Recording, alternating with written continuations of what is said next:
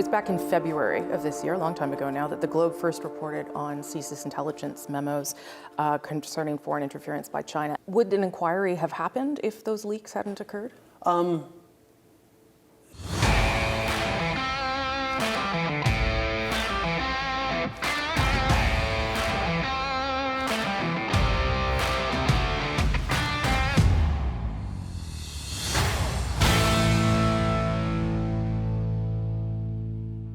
Welcome back to Northern Perspective, everyone. I'm Cypher. And I'm Fox.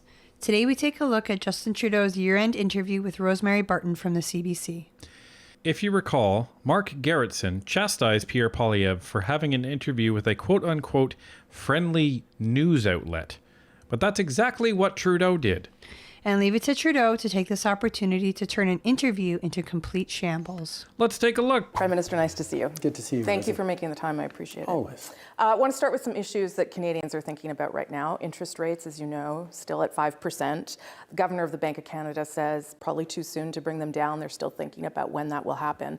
Many Canadians are going to have to renew their mortgages in the next little bit. So what else are you considering doing to help Canadians as they confront that? Well, we put out a mortgage charter as part of the fall economic statement to highlight that people can renegotiate their mortgages, get a longer amortization period, and be able to reduce their monthly payments. It's not perfect, but it's part of getting through.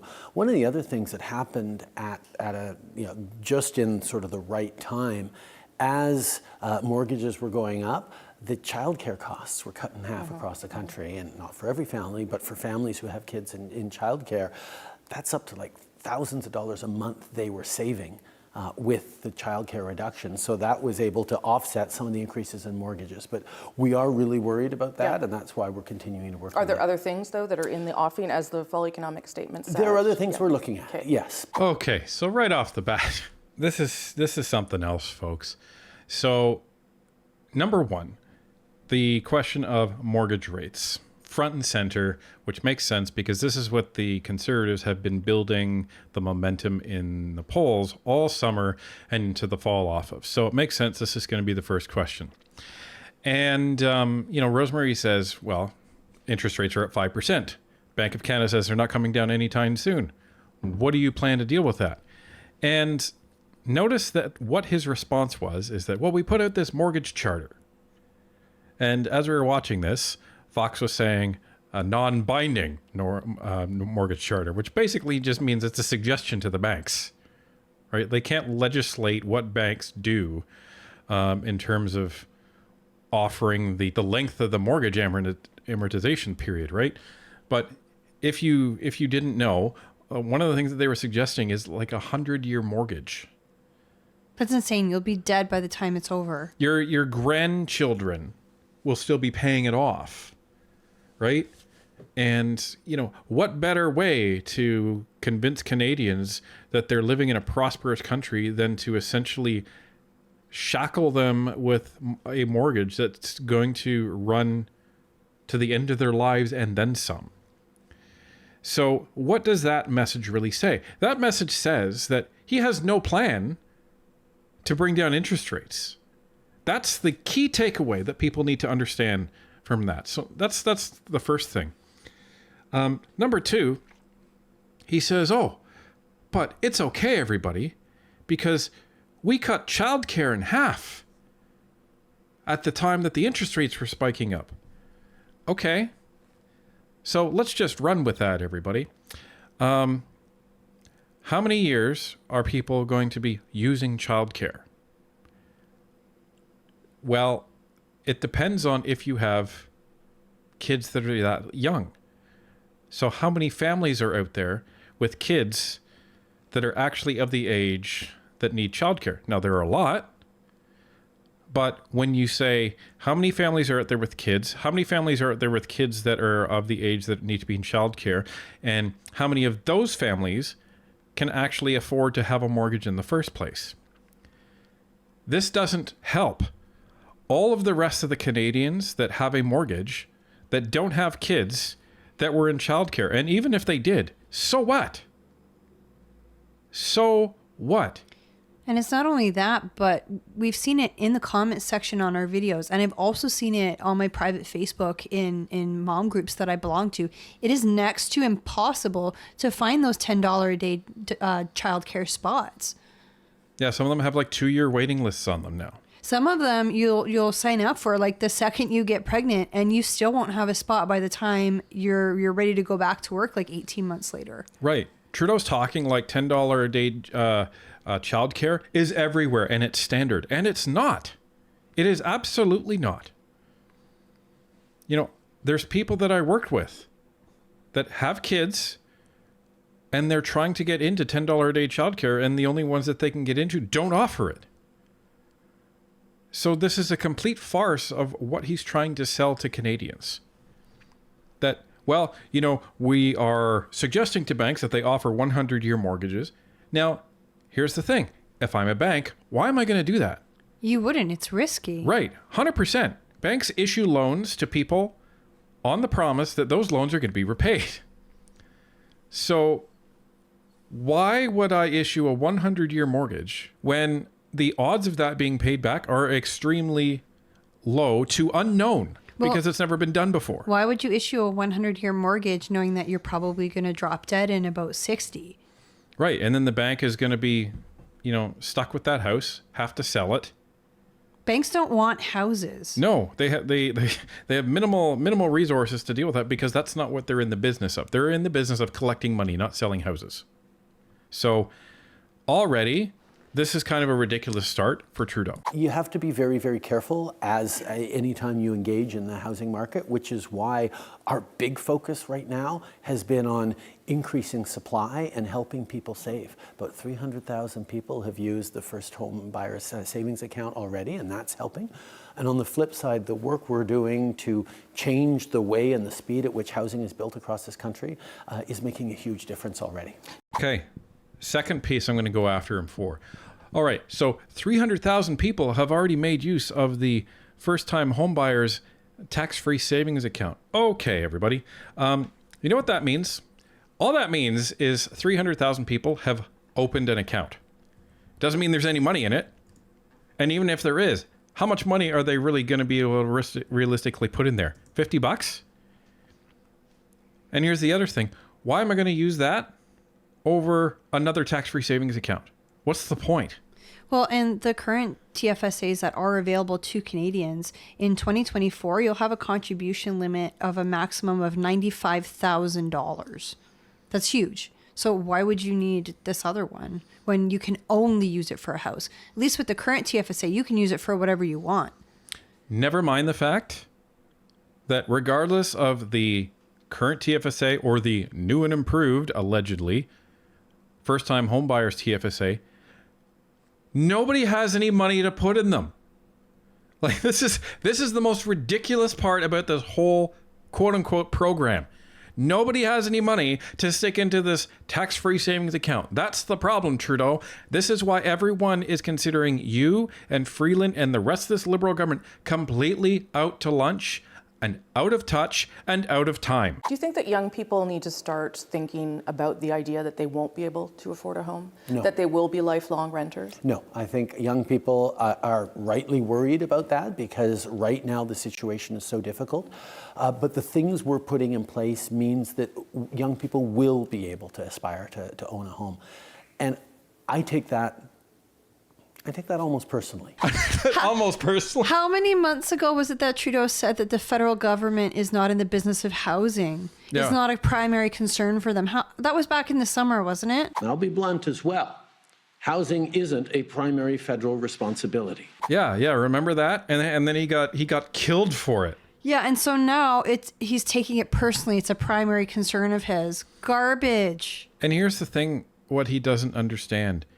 Nobody believes him anymore.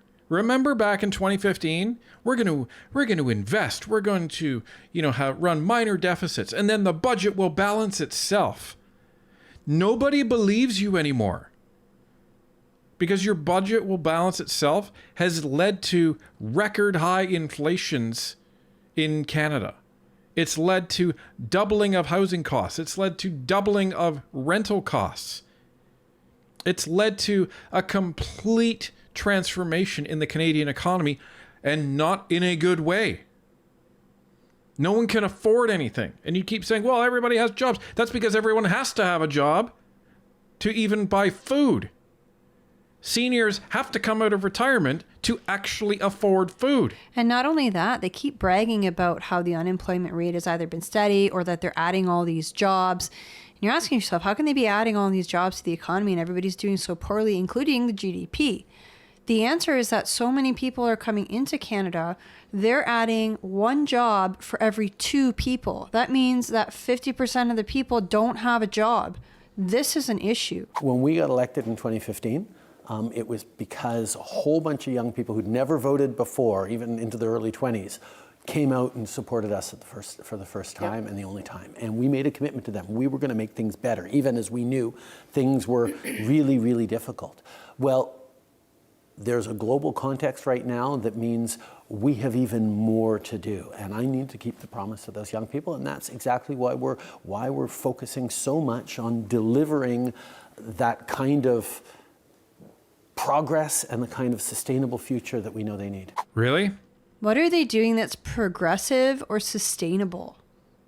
All they're doing is handing out millions, and in some cases tens of millions, and in some cases hundreds of millions of dollars to municipalities for housing projects that are already on the books. But not even that. They'll point to their green policy, and Canada was what, 62 out of 68 on the world scale? Yeah. Like, we're failing at that too. Yeah, and here's the thing, folks. That's what they're supposed to be good at. So just pause for a moment and think about that. The environment and the alleged climate change stuff is what the Liberal government is supposed to be good at. And they are almost in last place. Last place, not, 5 out of 5. Last place as in 68 out of 68. They have 6 spots to go. So if they can't even do that, what they're supposed to be good at, never mind the rest of this stuff, fiscal responsibility, good luck. Let's talk about some of the things that are still difficult. The rate of inflation has declined overall, but the food inflation is still punishing for a lot of Canadians. They're feeling squeezed. They have to make really hard choices. Do I get Christmas presents? Do I buy this many groceries? Like, those are real things that are happening to people. It does seem, though, as though Pierre Poilievre understood that and tapped into that long before you did. Oh, absolutely. Well, why is that? Why did you not see that? It's not that he understood that. Oops. Wow. Did you hear that backtracking? Absolutely. Oh, no, wait. No. That's not what I meant. Yeah. Well, and even Rosemary said, yeah, so why is that? Why did he understand this way before you did? What What a turkey. Like, this is the thing. See, he speaks without thinking and without listening. He's got it in his head already what he's going to say, and he doesn't listen to the interviewer. Well, that's the left. They don't barely even wait for you to finish the question. They're listening to respond, not listening to understand the question, and then provide a meaningful and reasonable response. So, the fact that he's just jumping in and saying, oh, well, yeah, absolutely. Okay, so why? Why didn't you do anything? Oh, well, It's that he's done a really effective job of reflecting that back and amplifying it to people. We've been hearing that across the country for years now, But why did you particularly not out of the reflect it pandemic. back and amplify it back? Why was that room left to him? It wasn't necessarily left to him, but when you're trying to solve an extremely complex situation that requires a number of different solutions. Yes, we delivered a grocery rebate. Yes, we cut childcare fees in half. Yes, we stepped up with increasing the Canada Child Benefit. Yes, we're working on competition to make sure that the big grocers, don't take advantage of the very small number of very large grocery chains in this country. Those are all complex and different paths. Sure. Whereas if you're just shouting and saying, it's Trudeau's fault. He's raising the price of everything because he's fighting climate change and put a price on pollution. That's a really easy message. And the things that we are doing are meaningful and real and thoughtful, and we're busy doing them, not just sort of taking out YouTube space on amplifying those concerns. But is it possible that people no longer like the solutions you have, or no longer think the solutions you've put on the table are adequate. Bingo, Rosemary. 100%. Well, we delivered the grocery rebate. You mean you just rebranded the GST rebate? That's it. Well, we're delivering more competition. You delivered a bill that strengthens the powers of the Competition Bureau that may yield no improvement and no reduction in grocery prices for the foreseeable future. Well, it's non-binding. If I recall correctly, Loblaws has already said they're not participating. And in terms of this other stuff, you've already used that card on the child benefit. You said that was offsetting mortgage prices. Oh, but now it's offsetting grocery prices too. Never mind that the average family of 4 is now paying double what they did for groceries 2 years ago. Like, this is just ridiculous. And, he's trying to say, well, Pierre's been amplifying that and reflecting it back. And Rosemary is saying, well, why haven't you? Well, because you don't have an answer for that. Well, because he's trying to say, oh, it's not the fault of the carbon tax. Did you hear how he was kind of like, oh, we're addressing climate change with this. You're addressing jack all. It is the carbon tax that is increasing food prices at every single step along the production and supply chain. And for Canadians to actually go and get the food too in their cars, or on the bus, on however they're going. The carbon tax is not a green plan. It's not an environment plan. It's a tax plan. It's raising money for the government every single step along the supply chain. And Canadians are the ones footing the bill. We saw that report. We did a video a few weeks ago with the Agri-Food Labs report, and they were saying that the price of food is directly related to inflation. It's not profiteering the way that Trudeau and the NDP are trying to make it seem it is. It's not. Well, and that's the problem. And why everyone is getting pissed at Trudeau, and this is what he doesn't want to admit, is because all he does is he keeps lying to Canadians. And enough Canadians have realized it now that they've said, screw you. And what Pierre is telling them, all Pierre has been telling them is the truth.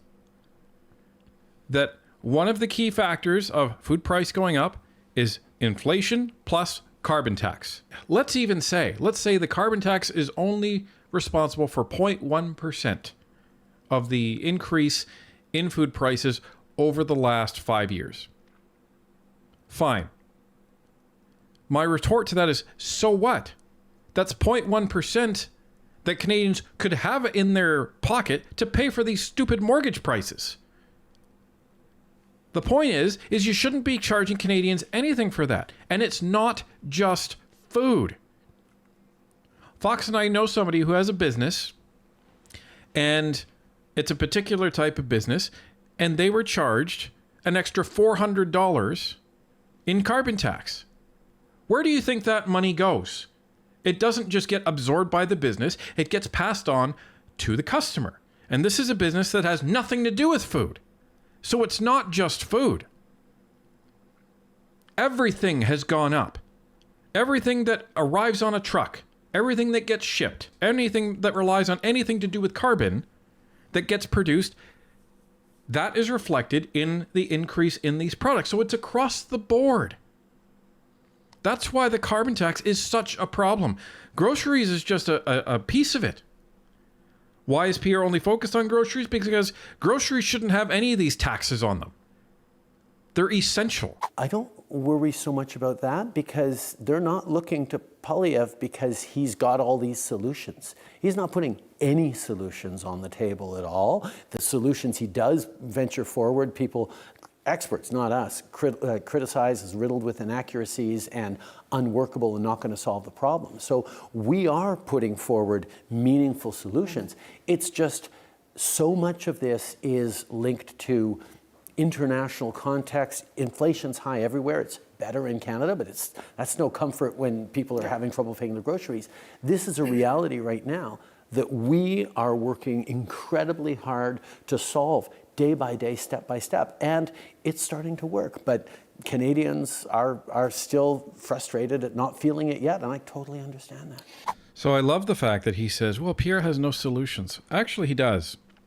You're just obviously not intelligent enough to understand what these solutions are. But not only that, Pierre's job right now is not to provide solutions. That will be his job when he becomes prime minister. Right now, his job is to speak up as opposition leader, which he is doing. Well, and here's the solutions that Pierre and the Conservatives have talked about. The problem is the Liberals don't want to do these and can't find a way to figure these out. Number one, he has said, I'm going to take away the carbon tax. That will immediately alleviate some of the pressure on Canadians when it comes to food. So that's number one. Number two, taking away the carbon tax will alleviate pressure when it comes to Canadians buying any other goods that are in these stores. Number two. Number three, they're going to cut spending to bring down interest rates. What's that going to do? Well, that's going to put more money back in Canadians' pockets or prevent them from spending more money when they renew their mortgages. And all of these people that are actually on variable interest rates, they're going to cheer when the interest rates come down as a result of cutting spending to the federal budget. And make no mistake, what has to happen right now is a balanced budget immediately. Immediately. Well, we're paying so much money to service this debt. That needs to stop. $40 billion a year we spend on debt. Next year it's supposed to go up to 50 or 60. Think of what all that money could buy. Think of the programs and services that Canadians could receive with that money instead of just paying it to bankers and loan holders. Right. So just those three things that Pierre has talked about, and believe me, they have a plan. They're not going to lay it out for Trudeau before the election. But just those three things are going to be putting thousands of dollars back into Canadians' pockets. What could you do with thousands of dollars a year? The home heating carve-out, which you've talked about a lot and all your ministers have talked about a lot, it does, though, seem to me that carve-out was a recognition that when you have a carbon price and other factors are at play, inflation being one of them and transition is harder, that you are willing to recognize that a carbon price is sometimes too hard for people. First of all, the reflection around how we put a price on pollution, a carbon price, was always wrapped up in the affordability concerns. We knew that we couldn't fight climate change unless we were also supporting families who in this fight. We can't just land it on people. And that's why we designed it so that across the country, 8 out of 10 families do better with the rebate checks that show up every 3 months than it costs them in carbon pricing, except in a couple of places where the prevalence of home heating oil, which is dirtier and more expensive, meant that they weren't being as better off. So we saw that as a gap in our approach that we chose to fix. So we're suspending the price on pollution on home heating oil, and we're accelerating the transition to heat pumps. It looked, though, like you were just trying to save a bunch of seats. It looked like you were responding to MPs who were saying to you, if you don't do something to help me, I'm out of here. No, it was the fact that there were people genuinely struggling, lower income families but both that are things can be reliant true, on, can they not? But they were reliant on home heating oil, which is dirtier, more expensive, and more vulnerable to international price shocks. So this was a specific thing to solve with people for whom the carbon price wasn't providing I get that, but it can also be true that there was a political problem. Well, politics is about responding to people's problems. And that doesn't mean that there wasn't deep, real policy concerns for it. We chose to phase out oil, now we chose to phase out coal, now we're phasing out home heating oil. These are things that are good for the environment that go alongside a price on pollution. Okay, so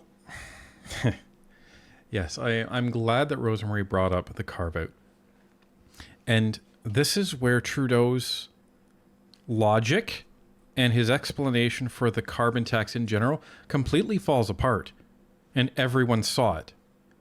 Because by his logic, 8 out of 10 Canadians are supposedly better off. They receive checks every 3 months. We don't want to bring up the chart again, but okay, Let's bring up the chart again. Bring up the chart. Here's the chart. There's the chart. Those red boxes are the Canadians that are not receiving money back. In fact, they're paying more above and beyond what they would have normally paid if there was no carbon tax. Right. So most Canadians are at a net loss. So, but let's assume that what he's saying is true. Part of his justification of removing the carbon tax on home heating oil was because, well, we know it's expensive. Well, then, based on your logic, why would it matter? Because they're getting money back. They should be getting lots of money back with your carbon tax rebate. There should be no need to take the carbon tax off because they're getting more money back, right, Trudeau? This is what you've been saying. So this is the problem, everybody, and I know everyone can see this as plain as day now. There should have been zero reason for him to take this off. And none of the Liberal MPs out east should have been getting any pressure at all from their constituents if they were getting more money back. Because they would have had no worry of how they're going to pay for their home heating oil because they would have paid for that with their carbon tax rebates. So just by basic deduction, the fact that people are screaming, well, I can't afford my home heating, and then they're all flooding the Liberal MPs' offices out in Atlantic Canada, and the Atlantic Canada MPs are getting really nervous the fact that their constituents are saying, you better do something or I'm done with you. They're then knocking on Trudeau's door and saying, you better do something or we're going to have a problem here. There would be no reason for them to do that if that was true. And as we've explained again with the chart, it is obviously not true. So he has no leg to stand on when it comes to this. And then when pressed on it, well, did you not do this for political reasons as well? Well, everything's political. Uh-huh. Of course it was for political reasons. I don't have the chart in front of me, but I do recall reading that the Liberals have gained some ground in Atlantic Canada due to that carbon tax carve-out. Now, I know the rest of us aren't fooled, but, folks, if you're in that area, don't be fooled by this carbon tax carve-out. The Liberals have pretty much said, we will reinstitute the carbon tax in 2025, quote unquote 2025, after the next election. So it's really elect us and we're going to add the carbon tax again. Yeah, it makes no sense. Your prize is you get to lose more money again. So I don't know who's falling for this, but clearly people are. Yeah. What a wonderful prize for electing a Liberal government in the next election. You get to pay your carbon tax on your home heating out east again. Fantastic. Foreign policy, if I can. It was back in February of this year, a long time ago now, that the Globe first reported on CSIS intelligence memos concerning foreign interference by China. At the time, you said that there were inaccuracies in those reports. And yet, in spite of those concerns and the way that played out over 6 months, no one has been charged with leaking national security information. Do you expect that to happen? I certainly hope so. The integrity of our intelligence services and, quite frankly, the well-being of people who put their lives at risk around the world in some very dangerous places is at risk every time there are leaks from our national security framework. Do you have any indication it's going to happen? I know that work is ongoing right now, but obviously I'm not directly involved in it. It's very serious work being done by the RCMP and other investigative bodies. Would an inquiry have happened if those leaks hadn't occurred? Probably not. We wouldn't have known those things. The reality is we have very robust oversight mechanisms, including the National Security and Intelligence Committee of Parliamentarians, which we set up exactly for those oversights so the politicians can raise the flag when things are going. We've been working on foreign interference since back in 2015 with elections oversight, with an election, with NSICOP, the Committee of Parliamentarians, with a rapid response mechanism at the G7 that we created in 2018 when we hosted the G7. We've been doing lots, and we're going to continue to do lots. I really like the fact that Rosemary is holding his feet to the fire here.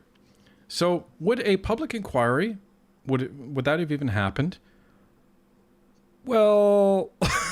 Well, how do you answer that? That was a Freeland-style pause. And the fact that he immediately resorted to all of the lame talkie points that him and Mendocino and Lametti and everybody else were spewing before the public inquiry even happened in the spring, it just shows that he had no intention of opening up a public inquiry. And so her point about if these leaks hadn't happened, would this public inquiry even have happened? He just confirmed without saying it that it would not have happened.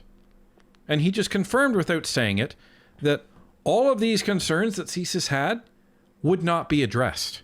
Well, and he confirmed, I think he did say it, that they're wanting to put the whistleblower in jail or make them face some sort of punishment.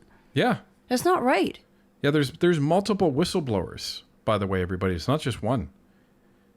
Because when the Globe and Mail was releasing this stuff, they were citing multiple sources, as they should, because you're not just going to drop something based on one alleged source within CSIS.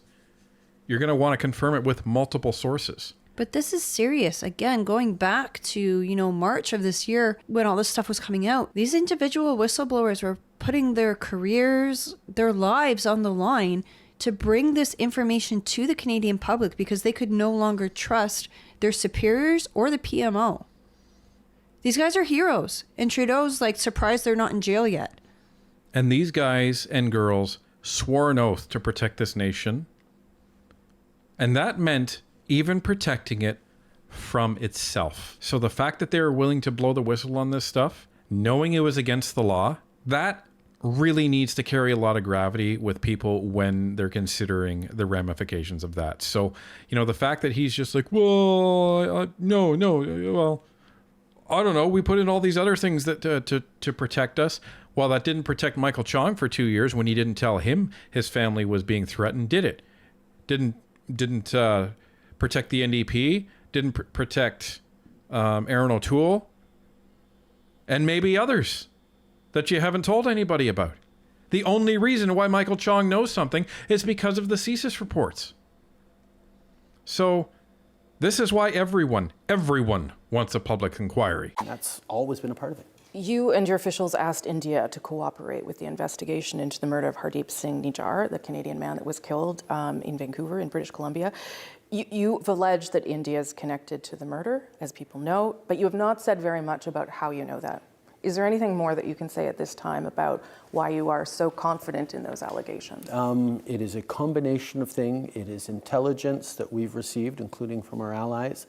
It is investigative work being done in Canada that gives us continued confidence in this.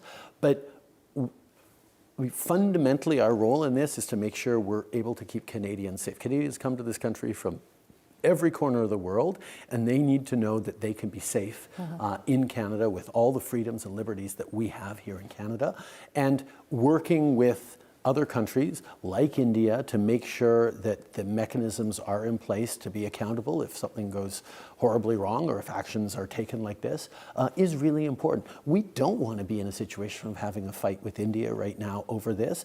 We want to be working on that trade deal. We want to be advancing our Indo-Pacific strategy, but it is foundational for Canada to stand up for people's rights, for people's safety, and for the rule of law, and that's what we're going to do. Since that indictment in the United States, which I'm sure you're aware of, has there been any movement from India, any willingness to cooperate with the Americans and then with us, because that's out publicly now? I think there is the beginning of an understanding that they can't bluster their way through this, and there is an openness to collaborating in a way that perhaps they were less open before. What does that mean? But it means what it is. There's an understanding that maybe just churning out attacks against Canada isn't going to make this problem go away.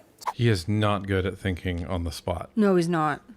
He kind of trapped himself there by saying, oh, well, they're more open now than they were. And Rosemary's immediate retort says, what does that mean? And then inside Trudeau's little head, you can tell he just went, shut! And realized that we can't cut to commercial, can we, guys? So that was a big problem. Here's the thing. The big thing that Trudeau did, the huge mistake that he made, is he aired the dirty laundry on accusations, right? So what I mean by that is that what he shouldn't have done as the prime minister is stood up in question period and said, we believe that India is responsible for this publicly. That's the number one way to make sure that India pulls back from the table, whether they've done it or not.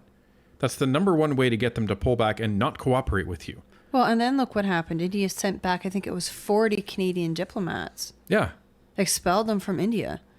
So let's just take Trudeau's word for it that it's true. What should he have done? Well, what he should have done is he should have talked to the allies, the Five Eyes, including the United States, and saying, listen, this is what's happening. As our closest ally, we need some help putting pressure on India to cooperate and figure this out. That's what they should have done. Because the Americans have a very solid vested interest in having a reliable partner over there with everything going on with China. So what you're probably going to see is the United States transferring all of their Asian and Indo-Pacific relations from China to India. Because there's a heck of a lot of labor in India. There's probably going to be a heck of a lot of money that's going to go over there. That's the benefit about India. Well, and they're also a Commonwealth country. They are. So there's already ties to the West in there. Now, he should have back-channeled all of this.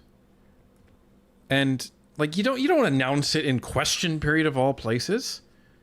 That's ridiculous.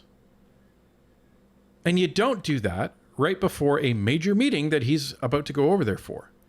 Well, and it was done for clout, is what it was done for. Yeah, and allegedly he said that, well, I've tried this before. That's some of the reports that have come out that he tried back channeling directly with India before. Okay, fine, and they didn't want to cooperate.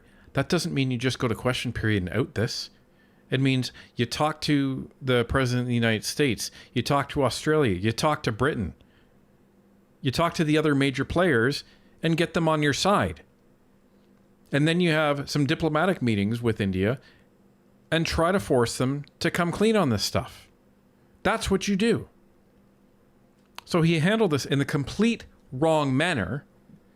And all it did was embarrass him on the world stage yet again, and embarrass Canada on the world stage yet again. Regardless of India did this on government orders or if they were even involved or not. That's the whole point of this, folks. That's just facts. That's not opinion. That's fact. Something has changed since that indictment was made public. I wouldn't say it's changed, but there might be a tonal shift, perhaps. Okay. In recent days, your government has changed its stance on the Middle East, now calling for a sustained ceasefire. We've changed how we've articulated our position, Okay. but the position itself hasn't changed. We have always adjusted along the way. Yeah.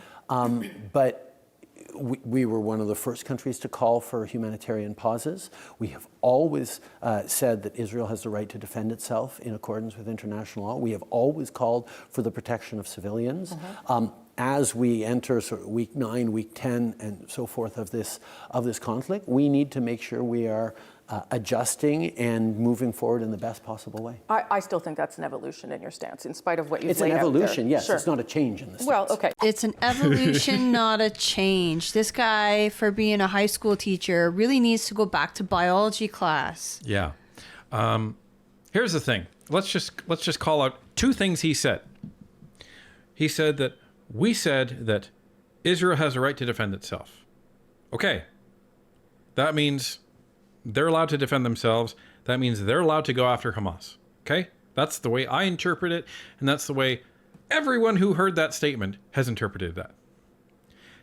And then you go and say, well, but we were the first people to call for humanitarian aid and first people to call for a ceasefire. Well, now you're interfering with the right to defend themselves. So that's a complete change. And it's a complete contradiction. Yeah, it's a complete contradiction. It's one or the other. And, you can debate whether or not Israel is right or wrong, or Hamas is right or wrong. Well, there is no debate there. Hamas is a terrorist organization. We all know that. But you can debate the whole issue that has gone on in that area. But what you can't debate is the fact that when Trudeau says that they have the right to defend themselves, and the only reason he did that is because everybody else was doing it. And then he tried to flip-flop and say, well, we want a ceasefire because he didn't like all of the protests that were going on and still go on in Canada. And the problem with with what they did in the UN is that ceasefire carried no conditions for hostage releases. It carried no conditions that Hamas be held to account. All that would have done was put them back to one day prior to that massacre. It would have just reset everything again. So it literally, unfortunately, would have achieved nothing. And people will say, well, aren't you achieving, the saving the lives of innocents by calling for a ceasefire? In a way. But how much worse does this get? Because it's been a reset. With this exchange that has gone on now, how many more Palestinians are going to be condemned to death as a result of Hamas still being in power?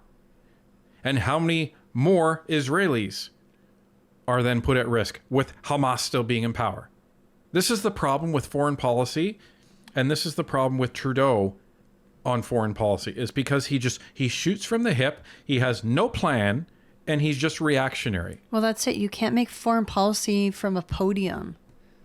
No. It's more nuanced. It takes effort. It takes work with everybody involved. And it's hard. It's really hard. And it takes a man with a backbone to take a stance and stick to it. That's what foreign policy is. Yes, there's adjustment. Yes, there's negotiation.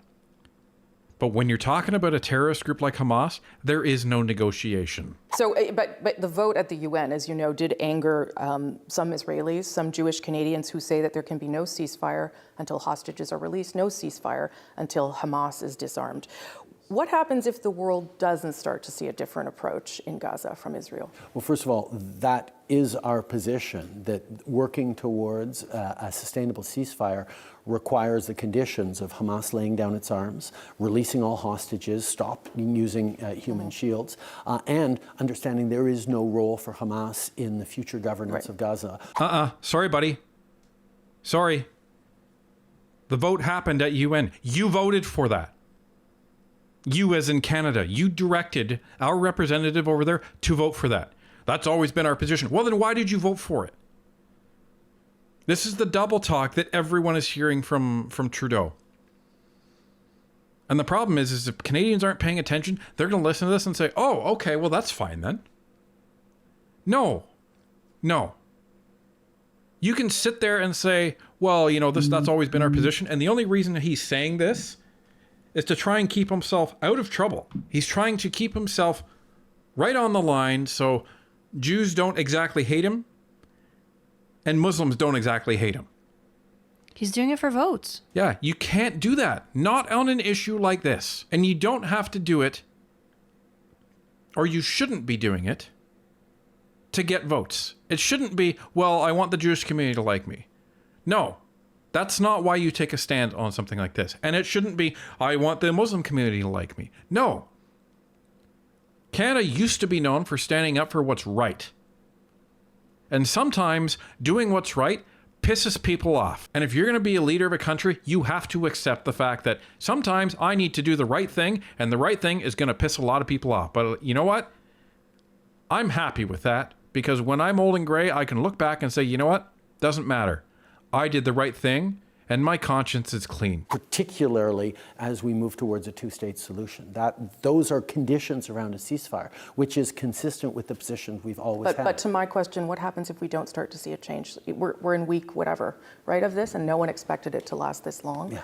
and Israel does not seem to be listening to those who are encouraging them to take a different tack. Well, the voices from Israel's strongest friends, like Canada, like Australia, especially like the United States, that are becoming increasingly concerned that, as we have been for a long time, that the short-term actions being taken by Israel are actually putting at risk the long-term safety and even support for a Jewish state into the future. These are things that have always worried us, and that is why fighting against anti-Semitism at home and around the world, bringing together humanitarian aid into Gaza, showing an absolute understanding that yes, Israel has the right and the responsibility to defend itself, but it has to be doing so in ways that is careful around the impact on civilians. Do you think Benjamin Netanyahu is interested in negotiating a two-state solution? Is he the future of that conversation? I had a 40-minute conversation with Prime Minister Netanyahu hours before we changed our vote at the UN. I very much shared with him our deep belief that Canada is unflinching on and has been for many years, that a two-state solution is the only way to move forward, that we have to have a free, secure, viable Israel alongside a free, secure, viable Palestinian state, that there is no long-term future there. That's a point on which I have a very clear disagreement with Prime Minister Netanyahu, but we're going to continue to work for that two-state solution in every conversation we have. Less than a year from now, Donald Trump may be back as the President of the United States, and many fear that that will have some dire consequences for American democracy, foreign policy, geopolitics. How is your government preparing to work with a man that you have worked with in the past, but how are you preparing for that possibility? Well, I mean, working with the United States, even regardless of the administration, I'm on my third now, is always a challenge. The U.S.'s interests and its focus are always going to be something that we have to work through and work around. We were able to solve for some extremely difficult problems during the Trump years, where a threat to rip up NAFTA, a desire to move backwards on climate change, was a menace not just to Canada but to the world.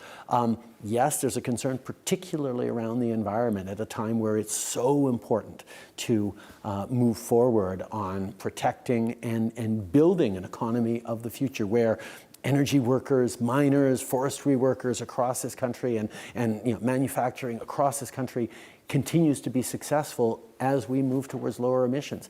A Trump presidency that goes back on the fight against climate change would slow down the world's progress in ways that are concerning to me. Did you hear what he said? Well, I mean, I'm not a politician, but I wouldn't be bad-mouthing a potential leader of another country that I may have to work with, although everybody here knows that we're going to have an election way before the U.S. election, so keep that in mind. But he called the actions of Trump a menace. Was a menace not just to Canada, but to the world. That's some strong language there.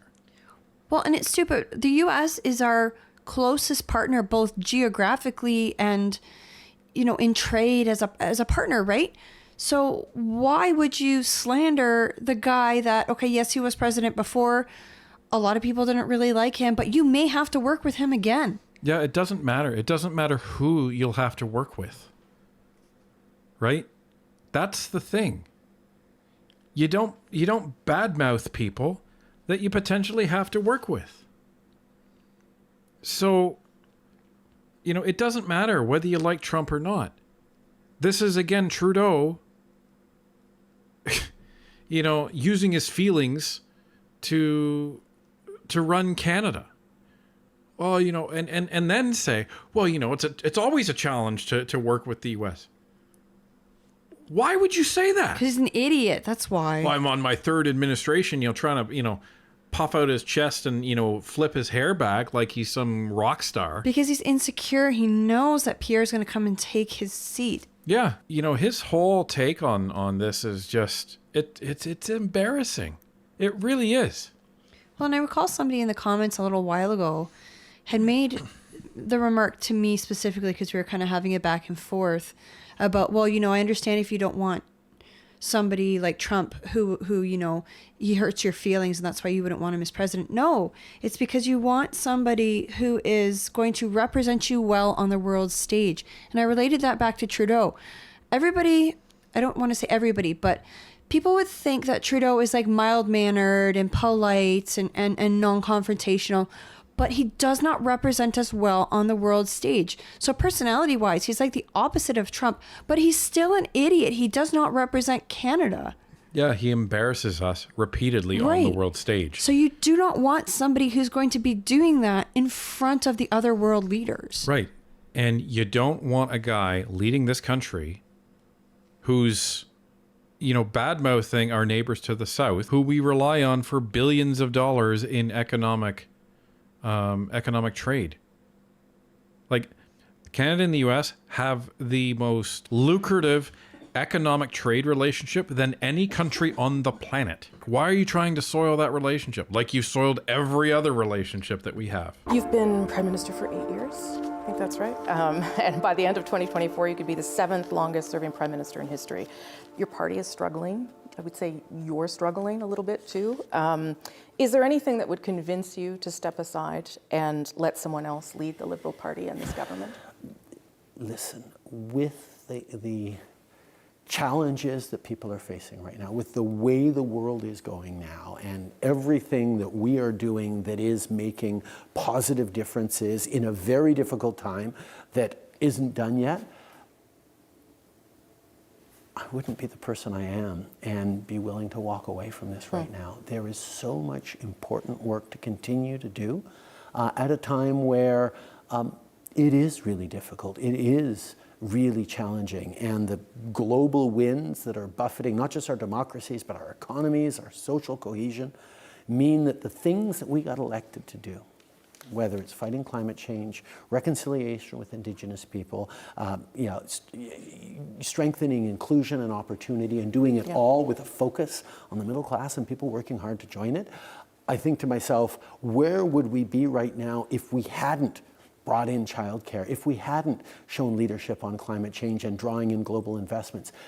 We have more to do, and right now, all that is going to be at stake in the next election with a very clear choice of either going backwards and doing less or nothing on climate change, on reconciliation, on inclusion, on growing a strong economy in meaningful ways, or do we keep rolling up our sleeves and delivering for Canadians? I'll tell you what, I'd rather go backwards to the Harper era, where young people could afford homes, could afford to feed their families, didn't have to work multiple jobs, where the middle class was thriving. Yeah, Harper was by no means perfect, everybody, but it was a heck of a lot better than it is now. And I love his response. Well, I that's just not me. Yeah, we know that's not you. We know you're an egotistical douchebag. We know that. Everybody knows that. And you know what? Anyone listening to this, you should be standing up and applauding that he said that. Because he will single-handedly lose the Liberals the next election. We know people personally who have said, like, they are such devout Liberal supporters that instead of voting for NDP or instead of voting for Conservative in the upcoming election, they're not voting at all. Yeah, they're just going to abstain from voting. They're going to wait until they have another Liberal government choice in the future that they're actually comfortable voting for again. So this is the price that the Liberals are going to be paying the next election if Trudeau is still Prime Minister. And this is what the polls don't reflect, by the way, everybody, because most of these polls are saying, would you still vote for Liberals, or would you, do you still consider yourself a Liberal supporter? And they'll say yes. But here's the thing. If Trudeau is still the leader of the party, which by all accounts he's going to be, that may take actually those people who have indicated that they would vote Liberal in the polls out of that equation. So you haven't added a vote to the Conservatives, you've taken away votes from the Liberals. And, he talks about, well, we said we were going to do all these things. Yeah, and you've done none of them. Well, and I like how he fear mongers again that, the Conservatives are going to come in and take away childcare and they're going to destroy the environment and do this and that and whatever. They're going to take away taxes. That's what Canadians care about. Right now, Canadians can't afford anything. So yeah, they want money back in their pocket. He can fearmonger. He can say whatever he wants. But you know, any of the stuff that they promised to do back in 2015, including election reform, everybody, they've done nothing. The only thing they did was legalize marijuana. Yeah, great. That was it. Hooray. You also had some personal challenges, some changes this year in your life, given your family and your separation with your wife. I wonder whether you think, now that you've had a little time to consider it perhaps, whether it affected your ability to focus on your job? Because those are some heavy things happening in the background. There were, I wouldn't say directly because I have an amazing team of extraordinary ministers around who are doing great work. But one of the things that this personal process and personal year has led to me was a renewed focus on the things that really matter. And for me, at the center of it is building a better country and a better future for my kids. Yeah. And recommitting myself to that specifically and to the work that we still have to do to make sure that Canada continues to be the best country in the world. That has given me new energy, and I'm excited about all the very real challenges we're going to face in 2024. Where do you find optimism right now? Because I think that's something Canadians are struggling with, right? I think there's a frustration, anger, impatience, all those things. And I wonder where you find that and where you would tell them to find it. Two things. First of all, a lot of the things that we're putting into place now are going to be delivering in the coming years, as we're seeing inflation getting under control, as we see interest rates hopefully coming down sometime in 2024. That's going to take pressure off. As we see $10 a day childcare become a reality across the country. But the building blocks are there. But that's not even where I draw most of my inspiration from. It's our fellow Canadians. We saw it during the worst forest fire season in history over the summer. The way people stepped up for each other, the way people were there for each other, the way people are there now with food banks, with supports, the way communities are coming together. Yeah, they're united in all being mad at the federal government and the governments right now because there's something to be mad about there. But at the same time, those people who throw up their hands and say, oh, Canada's just broken, couldn't be wronger, because Canadians are not broken. Are you kidding me? That's gross. That's so insulting. That's crazy. Can you believe this, everybody? Like, he's sitting there saying, well, I'm just so inspired by Canadians because, they're coming and helping each other at food banks because Canadians are struggling and Canadians had to, come together, to help each other at forest fires and they can be mad at the federal government, but Canadians are coming. That translates into, I don't care that I've completely destroyed this country. Canadians are going to figure it out. Well, and I mean, there is truth to that, but he shouldn't say it. That's one thing that I love about this country and about my countrymen is that when the chips are down, we help each other out. That's what Canadians do. If you're stuck in a snowbank, your neighbors will help you out. They'll bring their shovels and they'll get you out. The problem is what happens when everyone is stuck in the snowbank? And that's the problem. And not only that, but when it's caused directly by government policy. Yeah, and you just smile and keep going on. And another thing that he said, and which completely contradicts what he said earlier. And again, this is what happens when Trudeau does an interview that's not scripted and that he just fires things off the cuff. So he said, as we continue to roll out $10 a day daycare. Wait a minute. Time out. I thought you said that you rolled out $10 a day daycare last year. I thought it was done because you said you launched it at the same time that the interest rates really started to hit everybody. Well, that was last year. Why aren't you done?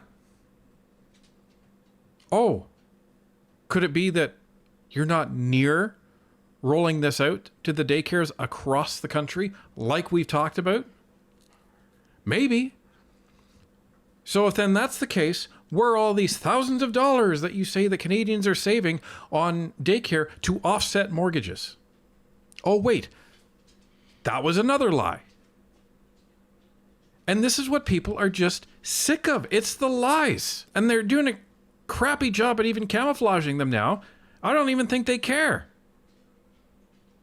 Like, this is what people are upset about. Well, and it's also gross to me because this is the prime minister who has divided Canadians worse than any other prime minister before him. He has put more middle-class families into poverty than I don't even know how many prime ministers. Like, just he's destroying this country bit by bit by bit for this ideology that's not helping anybody but himself and his buddies get rich. And the rest of us are all suffering.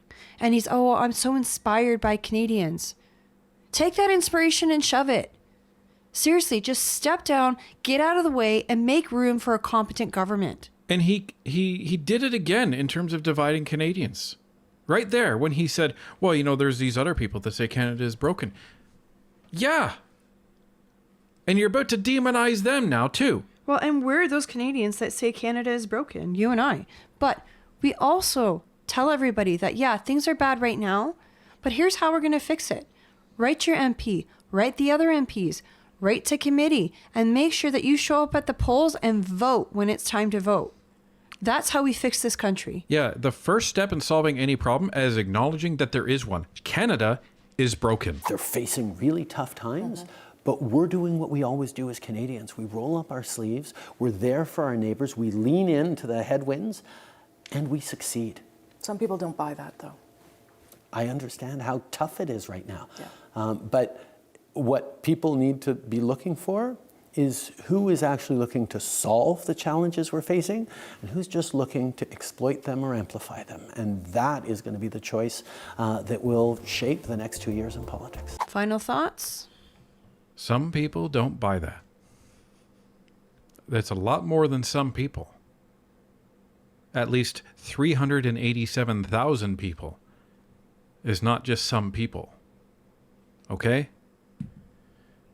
But this interview is a microcosm of everything wrong with Justin Trudeau and the Liberals.